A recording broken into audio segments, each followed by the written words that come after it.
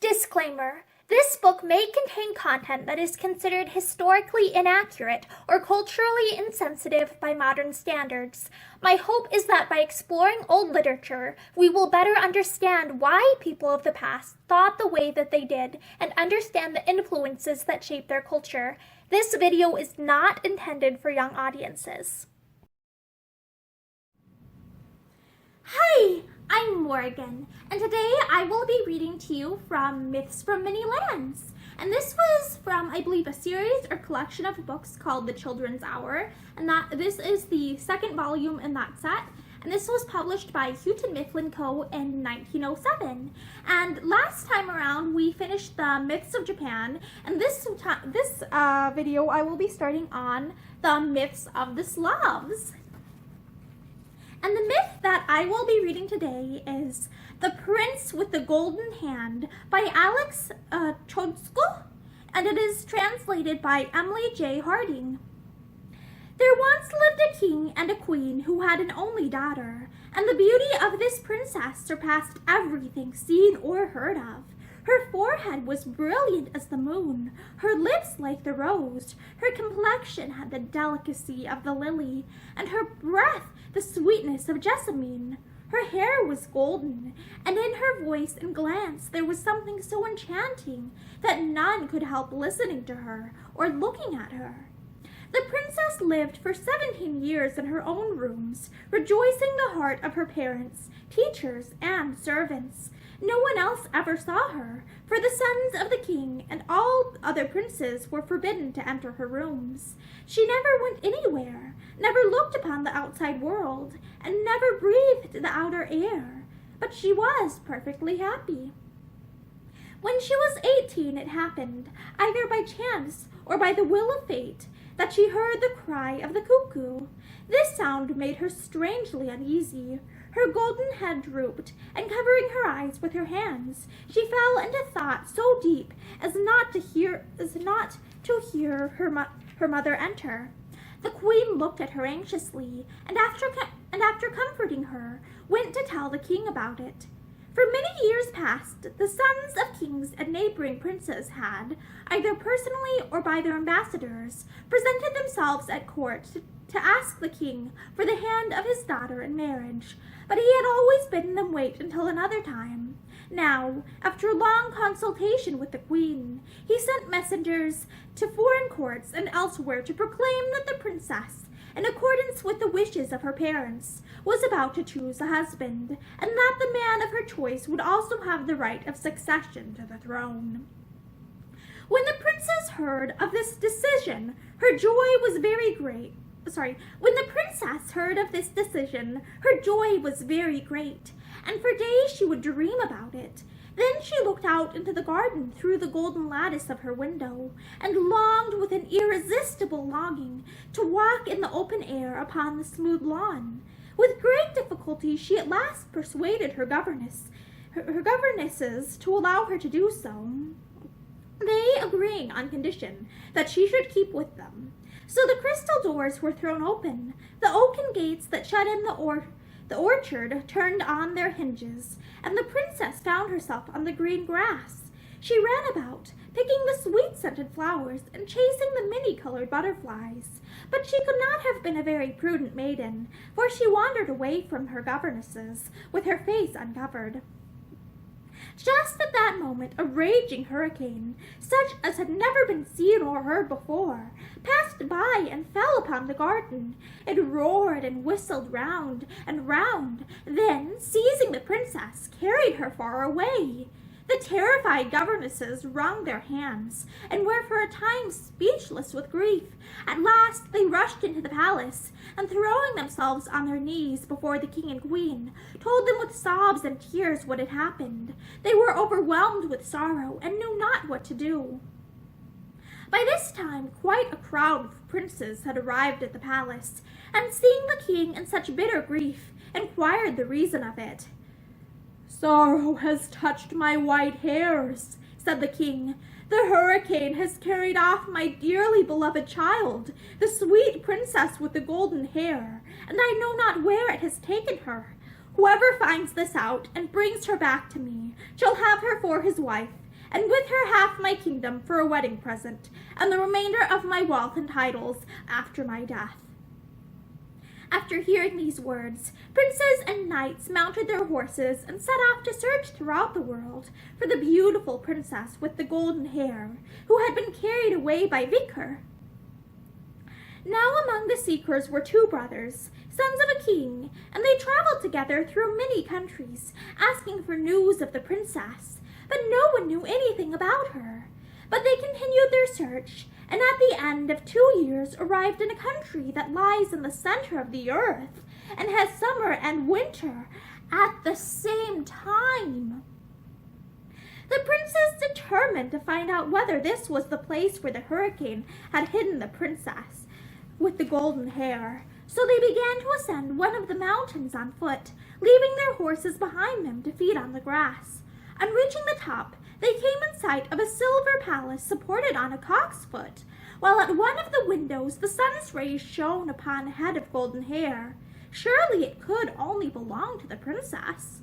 Suddenly the north wind blew so violently, and the cold became so intense that the leaves of the trees withered and the breath froze. The two princes tried to keep their footing and battled manfully against the storm, but they were overcome by its fierceness and fell together, frozen to death. Their broken-hearted parents waited for them in vain. Masses were said, charities distributed, and prayers sent up to God to pity them in their sorrow. One day, when the queen, the mother of the princes, was giving a poor old man some money, she said to him, "My good old friend, pray God to guard our sons, and soon bring them back in good health." "Ah, noble lady," answered he, "that prayer would be useless. Everlasting rest is all one may ask for the dead. But in return for the love you have shown and the money you have given the poor and needy, I am charged with this message, that God has taken pity on your sorrow, and that ere long you will be the mother of a son, the like of whom has never yet been seen." And the old man, having spoken thus, vanished. The queen, whose tears were falling, felt a strange joy enter her heart, and a feeling of happiness steal over her, as she went to the king and repeated the old man's words. And so it came to pass. For a week or two later, God sent her a son, and he was in no way like an ordinary child. His eyes resembled those of a falcon, and his eyebrows the sable's fur. His right hand was of pure gold, and his manner and appearance were so full of an indescribable majesty that he was looked upon by everyone with a feeling of awe. His growth, too, was not like that of other children. When but 3 days old, he stepped out of his swaddling clothes and left his cradle, and he was so strong that when his parents entered the room, he ran towards them, crying out, "Good morning, dear parents! Why are you so sad? Are you not happy at the sight of me?" "We are indeed happy, dear child, and we thank God for having sent us you in our great grief. But we cannot forget your two brothers. They were so handsome and brave and worthy of a great destiny, and our sadness is increased when we remember that, instead of resting in their own country in the tomb of their forefathers, they sleep in an unknown land, perhaps without burial. Alas, it is 3 years since we had news of them."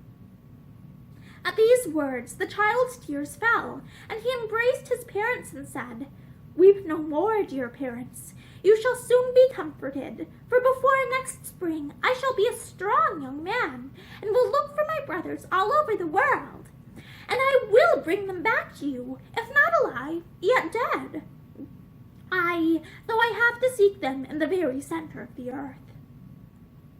At these words, and at that which followed, the king and queen were amazed, for the strange child, guided as it were by an invisible hand, rushed into the garden, and in spite of the cold, for it was not yet daylight, bathed in the early dew. When the sun had risen, he threw himself down near a little wood on the fine sand, rubbed and rolled himself in it, and returned home, no longer a child, but a youth. It was pleasant to the king to see his son thrive in this way, and indeed the young prince was the handsomest in the whole land. He grew from hour to hour. At the end of a month he could wield a sword. In 2 months he rode on horseback. In 3 months he had grown a beautiful mustache of pure gold.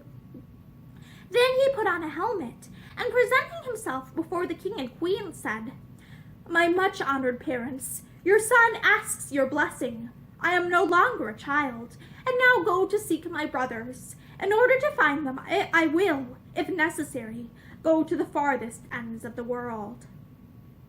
"Ah, do not venture. Stay rather with us, dear son. You are still too young to be exposed to the risks of such an undertaking." "Adventures have no terrors for me," replied the young hero. "I trust in God. Why should I for a moment hesitate to face these dangers? Whatever destiny has in store for us will happen, whatever we may do to try to prevent it." So they agreed to let him go.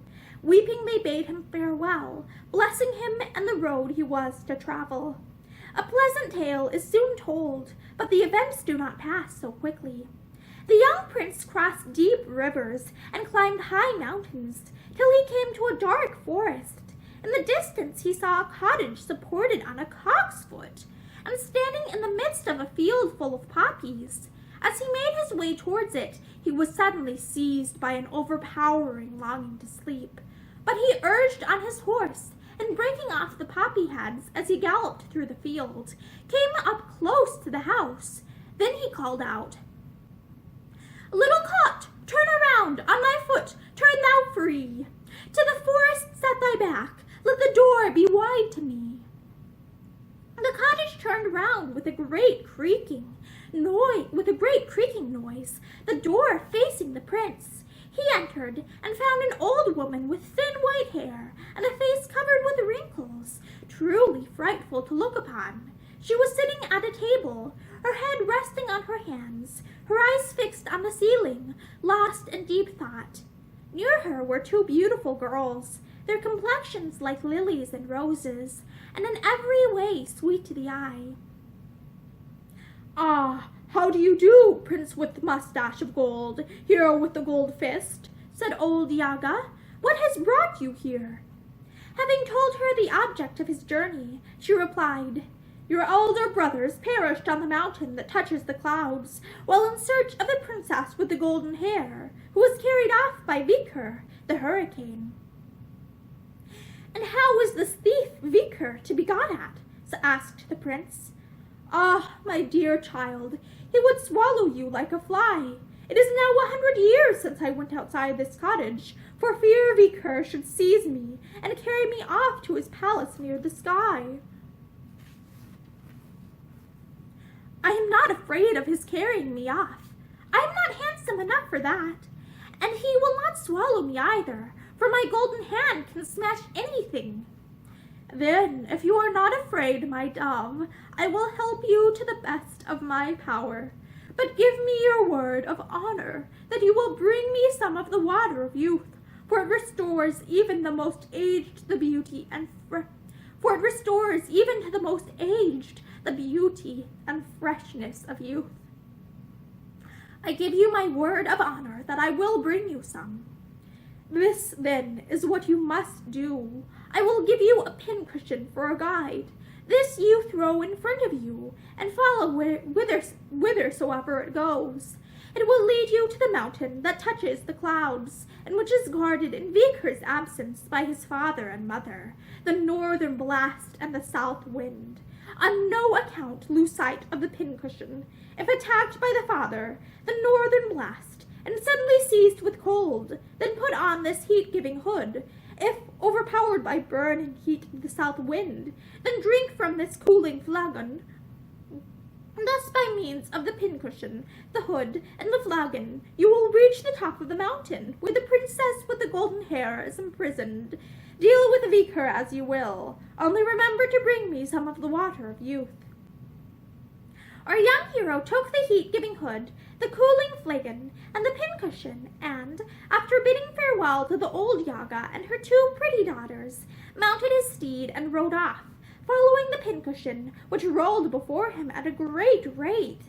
Now a beautiful story is soon told, but the events of which it consists do not in real life take place so rapidly. When the prince had traveled through 2 kingdoms, he came to a land in which lay a very beautiful valley that stretched into the far distance, and above it towered the mountain that touches the sky.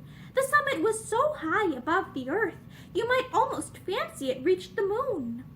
The prince dismounted, left his horse to graze, and having crossed himself, began to follow the pincushion up steep and rocky paths. I believe crossing is the sign of a cross is what that's reference to. The prince dismounted, left his horse to graze, and having crossed himself, began to follow the pincushion up steep and rocky paths. When he had got halfway there, the north wind began to blow, and the cold was so intense that the wood of the trees split up and the breath froze. He felt chilled to the heart, but he quickly put on the heat-giving hood, and cried, "O heat-giving hood, see I fly now to thee, lend me quickly thine aid. O hasten to warm ere the cold has killed me, with thee I'm not afraid." The northern blast blew with redoubled fury, but to no purpose, for the prince was so hot that he streamed with perspiration, and indeed was obliged to unbutton his coat and fan himself.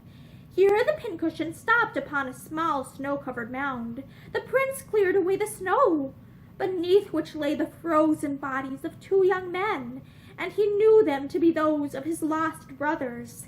Having knelt beside them and prayed, he returned to follow the pincushion, which had already started, and was rolling ever higher and higher. On reaching the top of the mountain, he saw a silver palace supported on a cock's foot, and at one of the windows, shining in the sun's rays, a head of golden hair which could belong to no one but the princess. Suddenly a hot wind began to blow from the south, and the heat became so intense that leaves withered and dropped from the trees. The grass dried up, and large cracks appeared in several places of the earth's surface. Thirst, heat, and weariness began to tell upon the young prince. So he took the cooling flagon from his pocket and cried, "Flagon, bring me quick relief from this parching heat, and thy draught I have belief, coolness it will meet." After drinking deeply, he felt stronger than ever, and so continued to ascend. Not only was he relieved from the great heat, but was even obliged to button up his coat to keep himself warm. The pincushion still led the way, ever climbing higher and higher, while the prince followed close behind. After crossing the region of clouds, they came to the topmost peak of the mountain. Here the prince came close to the palace, which can only be likened to a dream of perfect beauty. It was supported on a cock's foot, and was built entirely of silver, except for its steel gates and roof of solid gold. Before the entrance was a deep precipice over which none but the birds could pass. As the prince gazed upon the splendid building, the princess leaned out of one of the windows, and, seeing him, light shone from her sparkling eyes. Her lovely hair floated in the wind, and the scent of her sweet breath filled the air. The prince sprang forward and cried out, "Silver palace, O turn on thy foot, turn thou free. To the steep rocks thy back, but thy door is wide to me." At these words it revolved, creaking, the doorway facing the prince. As he entered, it returned to its original position.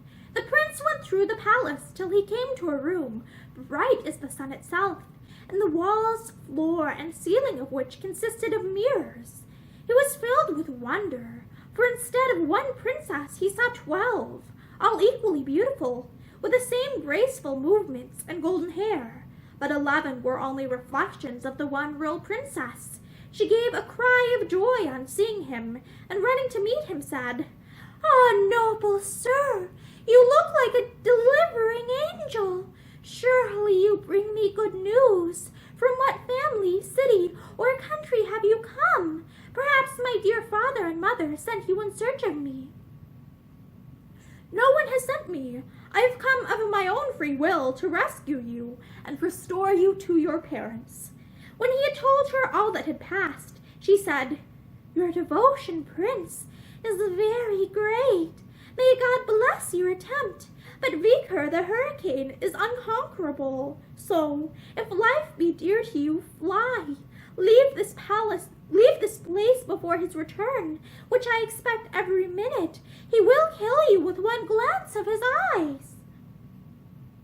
"If I should not succeed in saving you, sweet princess, life can be no longer dear to me. But I am full of hope, and I beg you first to give me some of the strength-giving water from the heroic well, for this is drunk by the hurricane." The princess drew a bucket full of water, which the young man emptied at one draught, and then asked for another. This astonished her somewhat, but she gave it to him, and when he had drunk it, he said, "Allow me, princess, to sit down for a moment to take breath." She gave him an iron chair, but as soon as he sat down, it broke into 1,000 pieces. She then brought him the chair used by Vicar himself, but although it was made of the strongest steel, it bent and creaked beneath the prince's weight. "Now you see," said he, "that I have grown heavier than your unconquerable hurricane. So take courage. With God's help and your good wishes, I shall overcome him. In the meantime, tell me how you pass your time here." "Alas, in bitter tears and sad reflections. My only consolation is that I have been able to keep my persecutor at a distance, for he vainly implores me to marry him. 2 years have now passed away, and yet none of his efforts to win my consent have been successful. Last time he went away, he told me that upon his return he had not guessed the riddles I set him, the correct explanation of these being the condition I have made for his marrying me. He would set them aside and marry me in spite of my objections." "Ah, then I am just in time. I will be the priest on that occasion and give him death for a bride." At that moment, a horrible whistling was heard. "Be on your guard, Prince," cried she. "Here comes the hurricane." The palace spun rapidly round. Fearful sounds filled the building. Thousands of ravens and birds of ill omen croaked loudly and flapped their wings, and all the doors opened with a tremendous noise. Vicar, mounted on his winged horse that breathed fire, leapt into the mirrored room, then stopped amazed at the sight before him. He was indeed the hurricane, with the body of a giant and the head of a dragon, and as he gazed, his horse pranced and beat his wings. "What is your business here, stranger?" he shouted, and the sound of his voice was like unto a lion's roar. "I am your enemy, and I want your blood," replied the prince calmly. "Your boldness amuses me. At the same time, if you do not depart at once, I will take you in my left hand and crack every bone in your body with my right." "Try if you dare, woman stealer," he answered. Vicar roared, breathing fire in his rage, and with his mouth wide open threw himself upon the prince, intending to swallow him. But the latter stepped lightly aside, and putting his golden hand down his enemy's throat, seized him by the tongue, and dashed him against the wall with such force that the monster bounded against it like a ball, and died within a few moments, shedding torrents of blood. The prince then drew from different springs the water that restores, that revives, and that makes young, and taking the unconscious girl in his arms, he led the winged horse to the door and said, "Silver Palace, oh, turn on thy foot, turn thou free, to the steep rocks thy back, but thy door is wide to me." Whereupon the palace creaked round on the cock's foot, and the door opened on the courtyard. Mounting the horse, he placed the princess before him, for she had by this time recovered from her swoon, and cried, "Fiery horse with strength of wing, I am now your lord. Do my will in everything, be your law my word. Where I point, there you must go, at once, the way you know." place where his brothers lay frozen in death. The horse rose, pranced, beat the air with his wings, then, lifting himself high in the air, came down gently where the two princes were lying. The prince with the golden hand sprinkled their bodies with the life-restoring water, and instantly the pallor of death disappeared, leaving in its place the natural color. He then sprinkled them with the water that revives, after which they opened their eyes, got up, and looking round said, "How well we have slept! But what has happened? And how is it we see the lovely princess we sought in the society of a young man, a perfect stranger to us?" The prince with the golden hand explained everything, embraced his brothers tenderly, and taking them with him on his horse, showed the latter that he wished to go in the direction of Yaga's cottage. The horse rose up, pranced, lifted himself in the air, then, beating his wings far above the highest forests, descended close by the cottage. The prince said, "Little cot, turn around, on thy foot turn thou free, to the forest thy back, but thy door is wide to me." The cottage began to creak without delay, and turned round with the door facing the travelers. Old Yaga was on the lookout, and came to meet them. As soon as she got the water of youth, she sprinkled herself with it, and instantly everything about her that was old and ugly became young and charming. So pleased was she to be young again that she kissed the prince's hand and said, "Ask me for anything you like. I will refuse you nothing." At that moment her two beautiful young daughters happened to look out of the window, upon which the two elder princes, who were admiring them, said, "Will you give us your daughters for wives?" "That I will, with pleasure," said she, and beckoned them to her. Then curtsying to her future sons-in-law, she laughed merrily and vanished. They placed their brides before them on the same horse, while the prince with the golden hand, pointing to where he wished to go, said, "Fiery horse with strength of wing, I am now your lord. Do my will in everything, be your law my word. Where I point, there you must go, at once, their way you know." The horse rose up, pranced, flapped his wings, and flew far above the forest. An hour or two later he descended before the palace of the golden-haired princess's parents. And when the king and queen saw their only daughter, who had so long been lost to them, they ran to meet her with exclamations of joy, and kissed her gratefully and lovingly, at the same time thanking the prince who had restored her to them. And when they had heard the story of his adventures, they said, "You, prince with the golden hand, shall receive our beloved daughter in marriage with the half of our kingdom, and the right of succession to the remainder after us. Let us, too, add to the joy of this day by celebrating the weddings of your two brothers."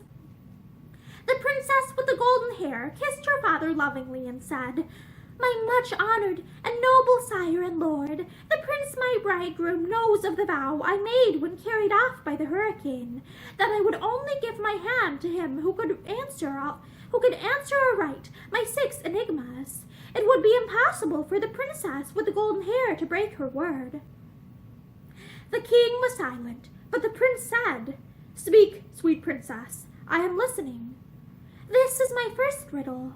2 of my extremities form a sharp point, the 2 others a ring, and my center is a screw."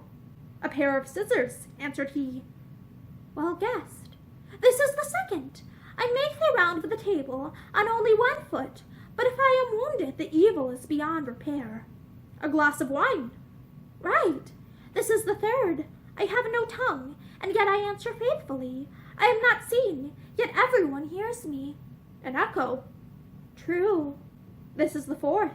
Fire cannot light me, brush cannot sweep me, no painter can paint me, no hiding place secure me." "Sunshine." "The very thing." "This is the fifth. I existed before the creation of Adam. I am always changing in succession the 2 colors of my dress. Thousands of years have gone by, but I have remained unaltered, both in color and form." "It must be time, including day and night."